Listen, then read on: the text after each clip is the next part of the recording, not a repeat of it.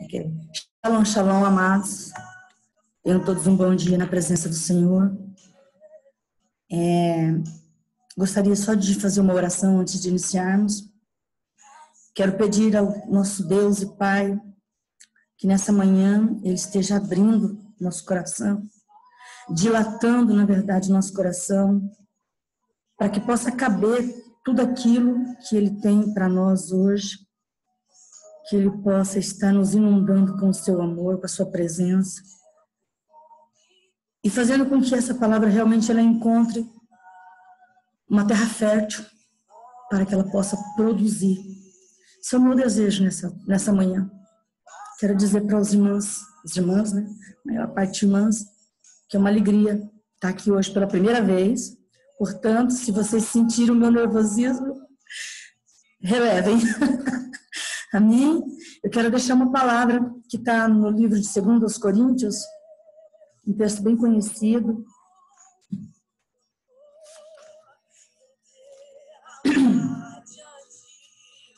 Capítulo 12.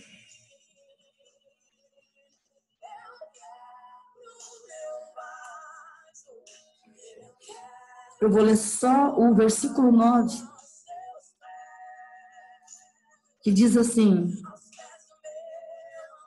mas ele disse-me, minha graça é suficiente para você, pois o meu poder se aperfeiçoa na fraqueza. Portanto, eu me gloriarei ainda mais, alegremente em minhas fraquezas, para que o poder de Cristo repouse em mim. Aleluia.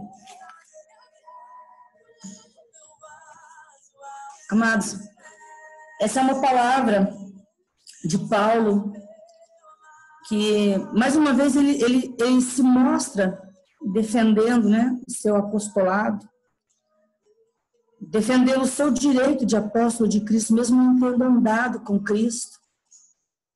E ele começa a defender-se diante dos coríntios, porque alguns apóstolos, eles eram recebidos, mesmo sendo talvez insensatos, mesmo sendo talvez portadores de falsas palavras, de falsas revelações, mas eles eram recebidos com uma certa honra, né, vamos dizer assim. Então Paulo começa a defender o seu apostolado, começa a contar as suas aventuras, os seus açoites, as suas perseguições. E no capítulo 11, no final ali do capítulo 11, ele começa a falar um pouco sobre o seu sofrimento, começa a contar um pouco, a dizer o quanto ele sofreu, o quanto ele foi açoitado, o quanto ele foi perseguido, o quanto ele tinha o direito, né, de reivindicar o seu apostolado. Em seguida, ele continua falando sobre os seus dons, sobre os talentos que Deus tinha lhe dado. E, sabe, ele poderia, com uma certa arrogância, ele poderia falar sobre tudo isso, né? E talvez se orgulhar muito disso. Se orgulhar de tudo, porque, na verdade, às vezes a gente, quando está contando as nossas agruras, os nossos sofrimentos, pela obra de Cristo, às vezes também a gente, mesmo no sofrimento, a gente tem um certo, como diria o apóstolo Heller, a gente tem ali uma atmosferazinha de Leviatã operando, né? Até no sofrimento a gente tem uma atmosferazinha de Leviatã operando. E Paulo, ele começa dizendo, então, que ele não se gloria nisso. Ele não tem prazer nisso. Ele está nos dizendo que ele poderia se gloriar de tudo isso, do sofrimento, dos dons, das perseguições, mas quando ele pede de Deus que tire o espinho na carne, e Deus diz a ele, olha, para, ou, como eu diria, deixa de mimimi. Não importa se você está sofrendo, não importa se você está sendo perseguido, mas o que importa é que o meu amor te basta. A minha graça, ela te basta.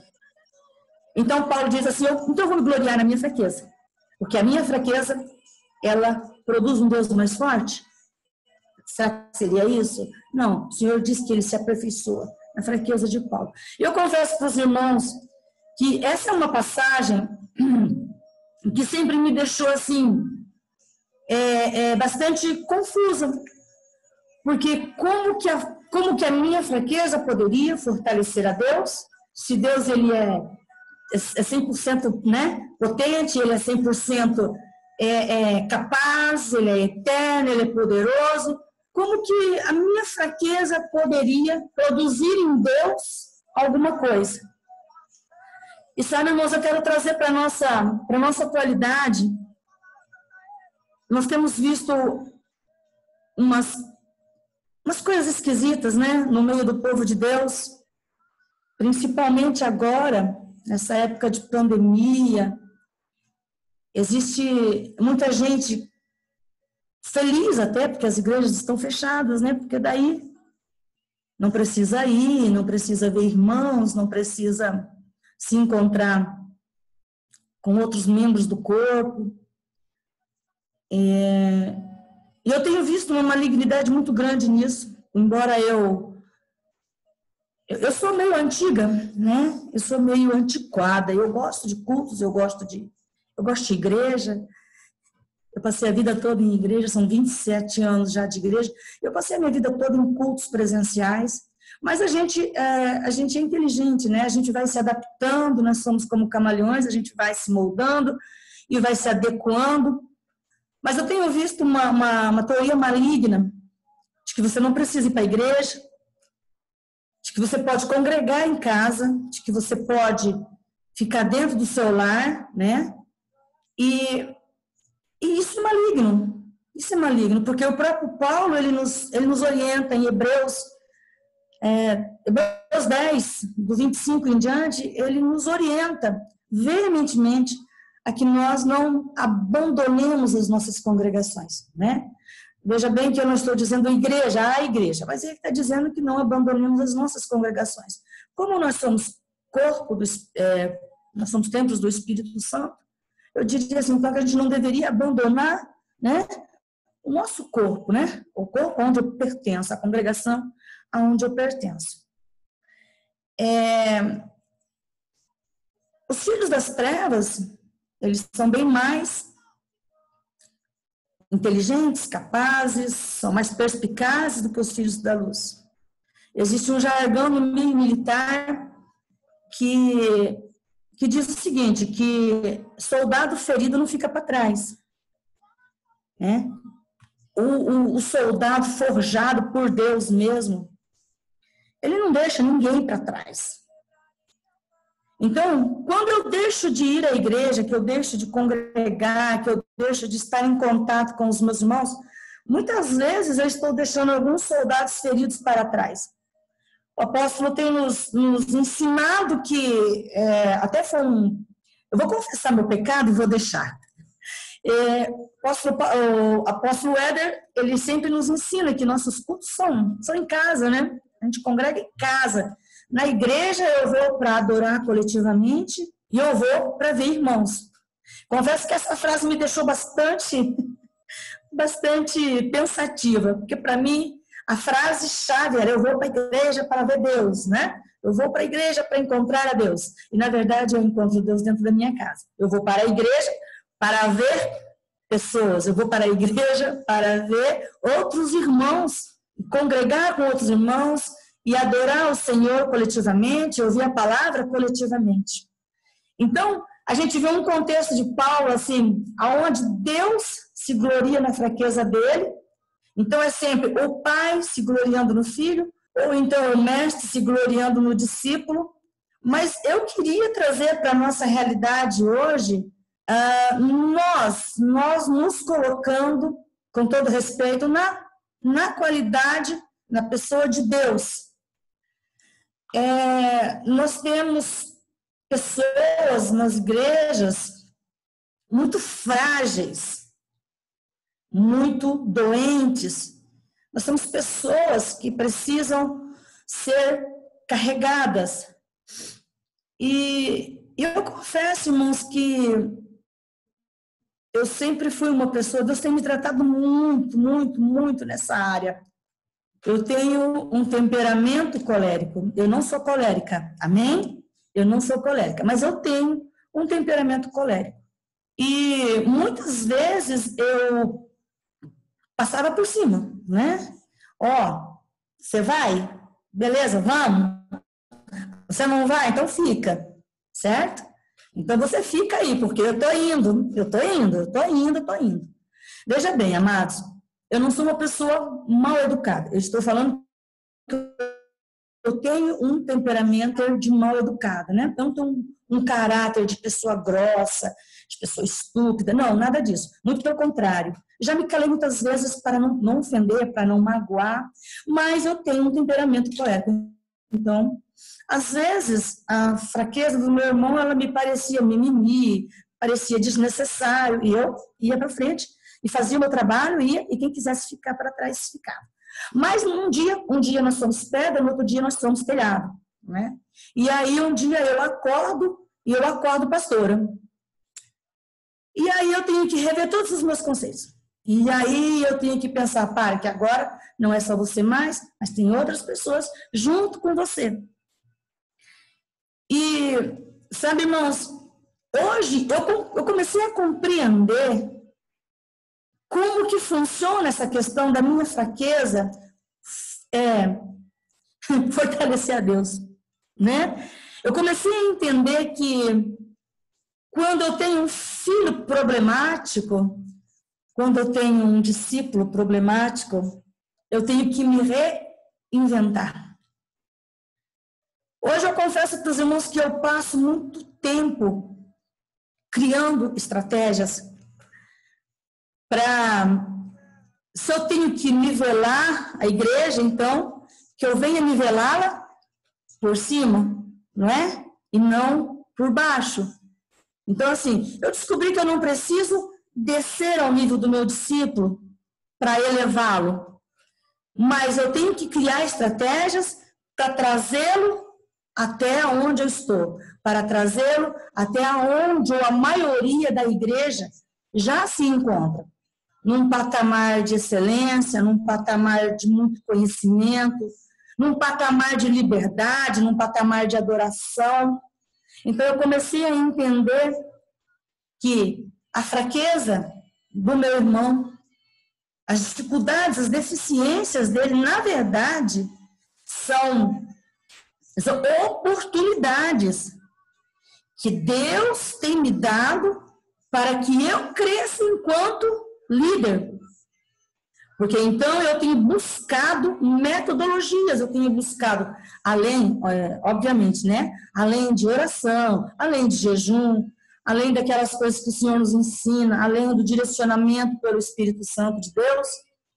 Hoje eu tenho pessoas coléricas, eu tenho pessoas sanguíneas, eu tenho pessoas fleumáticas, melancólicas, eu tenho pessoas com problemas, sem problemas, pessoas com condições financeiras, sem condições financeiras, mulheres casadas, mulheres sem casar, homens bons, homens não tão bons. E sabe, isso tem sido um desafio muito grande. Né? Apesar de a gente sempre ter pastoreado, mas sermos co-pastores, hoje nós temos tido uma oportunidade única, sabe, de desenvolver esse lado que é assim. Eu comecei, sabe, apóstolo, começou a descortinar para mim, eu comecei assim, cara, então assim, Deus fica olhando para mim, ele olha para a minha fraqueza, né? Ele olha para a minha dificuldade, e ali eu vejo Deus fazendo o quê? Eu vejo Ele movendo, né? Eu vejo Ele movendo, eu vejo Ele trazendo situações que podem me melhorar, que podem me fazer alavancar. E eu comecei a usar essa estratégia com a igreja. Hoje eu passo um tempo bom, vamos dizer assim, observando. A gente só tem uma boca, né? Então a gente escuta muito e vê muito.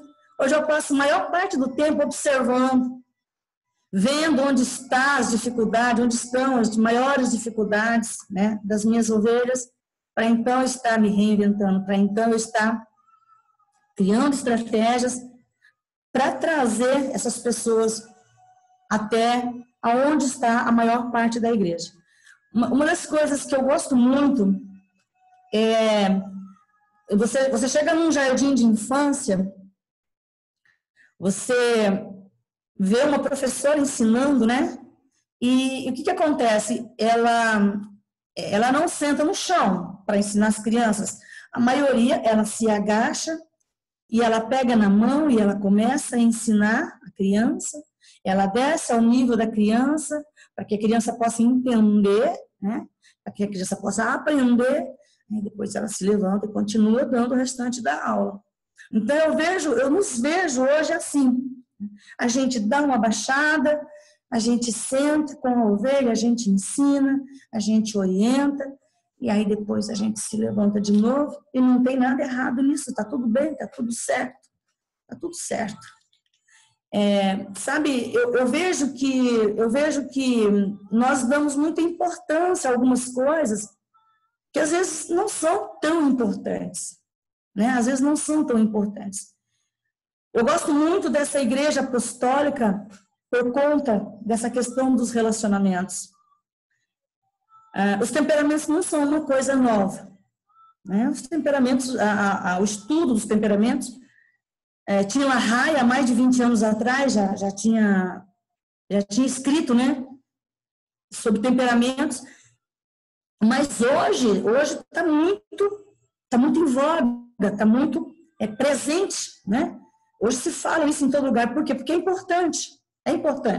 Sabemos nos relacionar.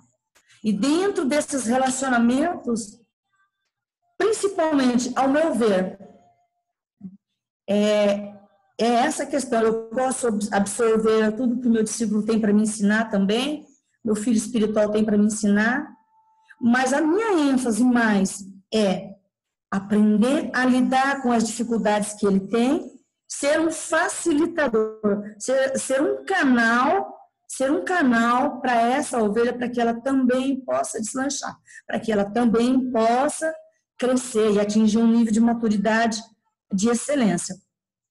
No jargão militar, a gente não deixa ninguém para trás, mas hoje eu vejo isso dentro da igreja. Eu vejo muitas vezes a fraqueza do meu discípulo, a fraqueza do meu filho espiritual como um problema, e ou eu o isolo, ou eu deixo ele para lá, ou olha, como eu fazia antigamente, olha, eu estou indo, você vai? Vamos. Você não vai? Então fica, né? E uma frase que, se eu tivesse que deixar uma frase para os irmãos hoje, uma frase que eu deixaria seria assim: não existe prazer, não existe alegria na vitória solitária. Eu falo muito sobre militarismo porque eu mesmo já fui militar. Então, e uma coisa que eu aprendi, né, no militarismo é que um exército, ele caminha junto, ele luta junto, ele sofre junto, mas ele também fica feliz juntos.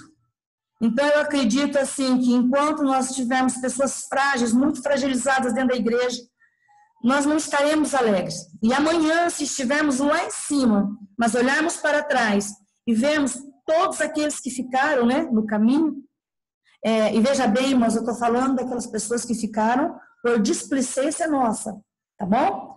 Não estou falando daquelas pessoas que decidiram por si mesma, pelo seu livre-arbítrio, largar tudo e ficar para trás. Mas eu estou falando daquelas pessoas que realmente são fragilizadas e que às vezes a gente deixa para trás.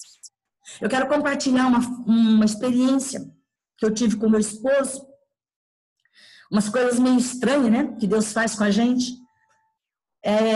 Nós estávamos passando por uma situação com uma moça e essa pessoa em particular é uma pessoa muito dependente, é uma pessoa extremamente dependente, é uma pessoa que precisa que você faça tudo por ela. E então a gente trabalhando.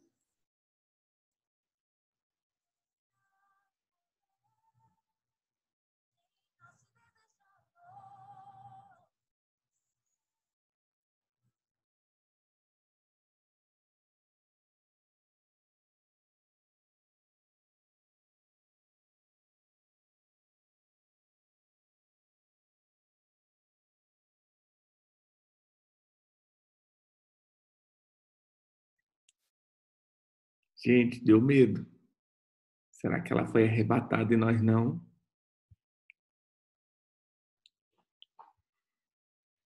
Acho que ela vai entrar de novo.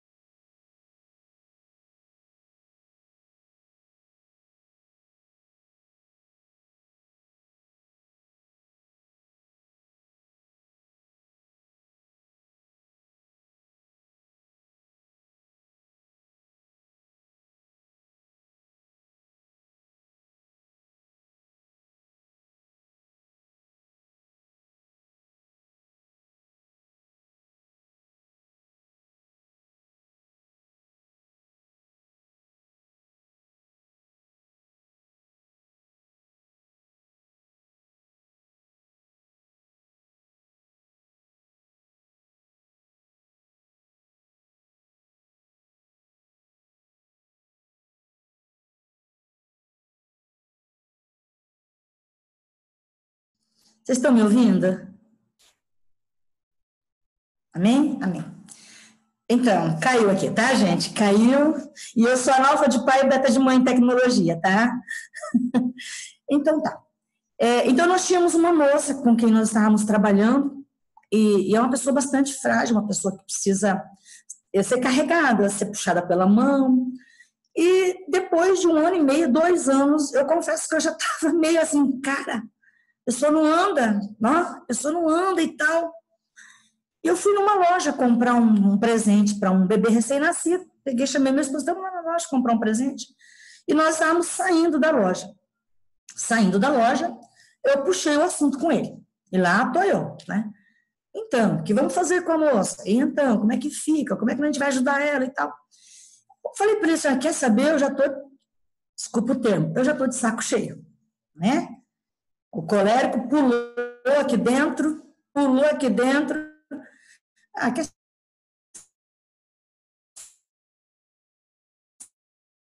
eu já estou de saco cheio. Irmãos, parando na esquina, veio um homem, e eu adoro quando Deus faz isso, tá? Eu sei que eu vou levar na fuça. E veio um homem, passou por nós, e do nada, você ri, né, Adriana? Você ri, né, pastor? Ele voltou, sabe? Ele olhou para minha cara, Adriana, e disse assim: algumas pessoas nasceram para cuidar, outras para serem cuidadas, e foi embora, sabe? Oi, como assim? Olhei para a cara do meu marido, ele olhou para mim, só faltou ele dizer: toma desavisada. Então, irmãos, desse tempo para cá, eu tive uma consciência de que realmente o meu trabalho é cuidar, né? De que eu não tenho que questionar, cara, até quando essa pessoa vai continuar assim? Até quando eu vou ter que levar? Até quando eu vou ter que puxar pela mão? Mas eu entendi que essas situações, elas me aperfeiçoam. Hoje eu tenho uma noção de que cada vez que meu discípulo vence, eu venço junto com ele. Cada vez que um filho espiritual meu dá um passo adiante, ele me dá honra, não é? Ele me dá honra. Eu gosto sempre de dizer assim, isso eu uso com os meus filhos, né? Eu sempre olho para eles e eu digo assim: vocês farão coisas maiores do que a mãe fez. Vocês serão melhores pastores do que eu fui. Vocês serão melhores mestres do que eu fui. Seus casamentos serão melhores. Seus filhos serão melhores. Vocês serão melhores do que eu fiz, do que eu fui. Porque eu tenho investido em estratégia, em buscar Deus, em ensiná-los, em limpá-los. Então, eu queria deixar essa palavra nessa manhã para os irmãos nesse sentido. É só uma reflexão, é só para a gente parar um pouquinho e ver. E eu queria deixar essa frase para os irmãos hoje: não há prazer na vitória solitária. Então, um homem que chega lá em cima sozinho, ele vai ter uma meia vitória, um prazer, uma alegria, uma honra pela metade. A mulher, da mesma forma, que chega lá em cima, seja onde ela quiser chegar, né? Seja onde Deus tem de propósito para ela. Se ela chegar sozinha, ela não teve a alegria da vitória. E a mesma coisa somos nós, né? Aqui no grupo deve ter apóstolos, né? Mestres, evangelistas, pastores, então profetas. Então eu digo assim, eu quero deixar isso aqui hoje. Não vamos deixar soldados feridos para trás. Vamos nos reinventar, vamos buscar maneiras de ajudá-los. Eu gosto muito da pastora Rafaela quando ela fala sobre cura interior, sobre cura de pastores, cura de obreiros, né? Que são ferramentas que Deus tem dado para a nossa geração hoje, porque a geração passada, muitas gerações passadas, não tiveram esse tipo de ensino, pessoas que carregaram a igreja sozinhas nas costas, e a gente tem visto hoje o resultado disso aí. Então, amados, não há prazer, não há alegria na vitória solitária. Vamos nos reinventar, vamos buscar de Deus estratégias para melhorarmos nossos filhos espirituais. Porque na fraqueza deles, irmãos, na fraqueza deles, nós nos fortalecemos. Como eu tenho crescido, como eu tenho me fortalecido como pessoa.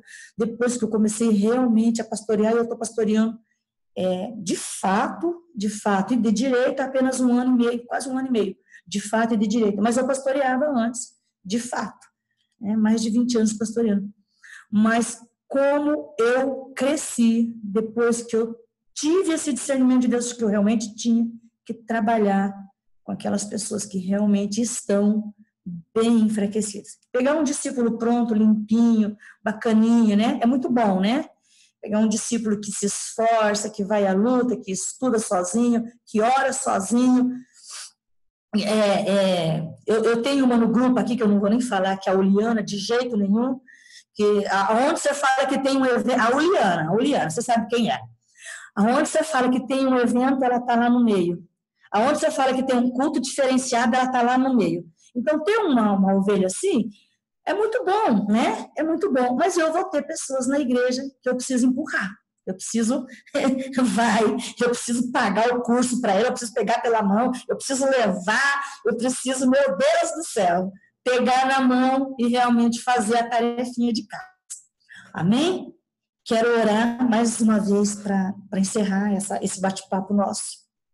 Pai, eu quero te agradecer, ó Deus, por essas pessoas que se motivaram, né, a se levantar cedo para ouvir uma palavra. Eu quero te agradecer, ó Deus, pelo que o Senhor tem colocado em nossos corações. Quero agradecer pela vida do apóstolo Éder, que tem pego na minha mão, tem me ensinado, tem me levado, tem me motivado. Eu, de mim mesma, jamais faria uma live, o Senhor sabe disso. Jamais colocaria minha cara na internet. Eu, de mim mesma, jamais gravaria nada, porque não é a minha vibe. Mas eu te agradeço, ó Deus, pelo desafio. Eu te agradeço, Senhor, pela vida dessas pessoas que estão aqui agora, Pai. Eu quero dizer assim, ó Deus, que o Senhor venha nos dar um dia muito bom, que todo mal que pudesse haver nesse dia, Pai, ele já tenha sido retirado, Pai. Em nome de Jesus, amém e amém. Amém? Glória a Deus. Aleluia, pastora, uma excelente palavra e que possamos realmente cada dia crescer nas fraquezas e criar esse coração de mentor e mestre, de pai, mãe, que nos faz crescer em abundância através do cuidado, né? Palavra bem precisa. Que o Eterno te abençoe. Amém. E continue te usando como uma espada aí nessa geração. Amém? Queridos, Amém. Shabbat Shalom, um bom sábado, que o Eterno te coloque em descanso e te faça prosperar em tudo, em nome de Jesus. Medite nessa palavra, rumine, engula e tire todos os nutrientes para que você possa ser fortalecido. Shalom. Amém.